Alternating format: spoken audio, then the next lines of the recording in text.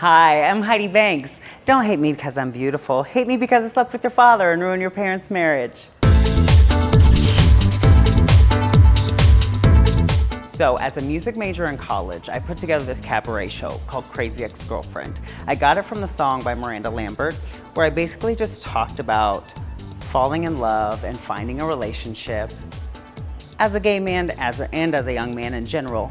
And then all the things you do once that relationship ends, allegedly. Crazy Ex-Girlfriend pretty much comes from songs like Bust the Windows Out Your Car, which I would never do, and we will talk about that later. But that's kind of the gist of the story. This is the first in a series of various web series, but this one's mine.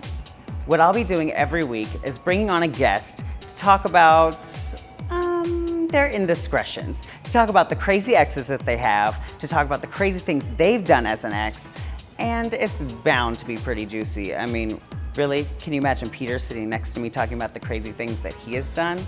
This is bound to be gold. So since this is the first webisode, I thought that maybe I would just talk about me, something that I'm really not comfortable doing ever. But I'll do it this once just for you.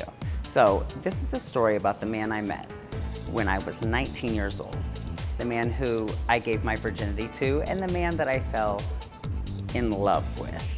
You can only imagine where this story's going when a 19-year-old has never seen a man naked and he does for the first time. So I meet this guy through theater, through Kansas City, through whatever, and I am infatuated with him. I'm 19 years old, he's what, 28, 29, so this Heidi liking older guys thing, it's always been a thing. So I meet this man and we're at this party. This guy's flirting with him, trying to make me jealous. You know what it is when someone's like trying to make you jealous. You know when someone's trying. So you're like, okay. Take a shot or two or four and you're like, bitch, it's on. If it's on, let's go. I don't like to lose. So I'm not competing for this guy's attention. I'm just dropping little subtle hints. I mean, when you're a bad bitch, you don't have to work too hard for what you want. So by the end of the night, he's got to make a choice between me and this drunken, messy twink next to me. Mind you, I'm only a less drunk, messy twink at the moment, but anyway. So he makes his choice, and it's me. I have the most amazing night, at least in my mind, as it being my first time ever. I have the most amazing night with this man, amazing. And so of course, I'm hooked. It's like when a stray cat comes on your porch and you give it some milk, it's gonna keep coming back. So I did. I texted him a lot, and he was an older guy, and he knew some little twink was into him, so he kept kind of like stringing me along. And we never really were in a relationship. We didn't even really date. We just kind of went out and did things and then slept together. Then he got a boyfriend. And this wasn't like, hey, just so you know, I'm kind of like serious with this guy. It was just like out of nowhere, he was in a Facebook relationship. And I was like, so were you in a relationship 2 days ago?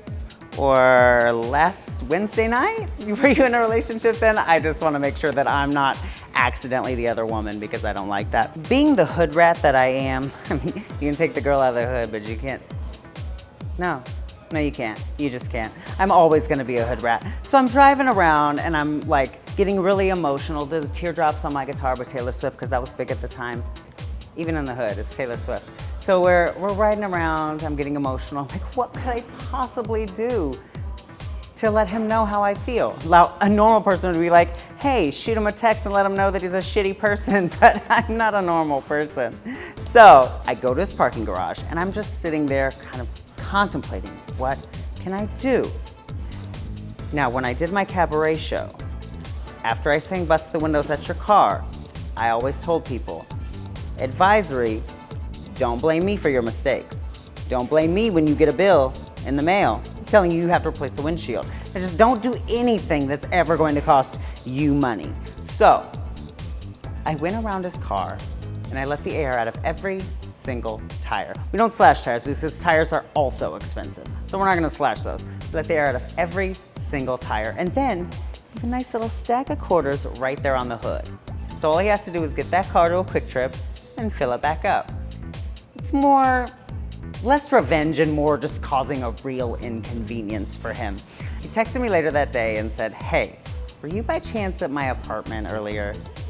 I was like, no. I've just been at home on Facebook, not looking at anything, not getting upset about anything, just hanging out. And yeah, I'm not bitter. It was a really long time ago, really, like it's fine. And he's really fat now, so I feel fantastic.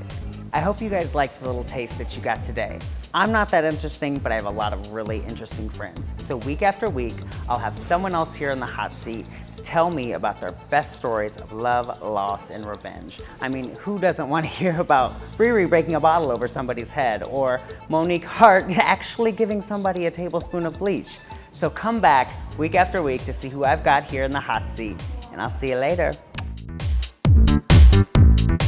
Hey, Queen, yeah, I'm talking to you, Hanny. Do me a favor and please subscribe to Hamburger Mary's Casey YouTube page, where you can see all the Mystical Dreams Productions music videos with me and your other favorite drag queens, and more episodes of my web series, and more web series to come. You can subscribe here or here, but just subscribe, okay, Hannies?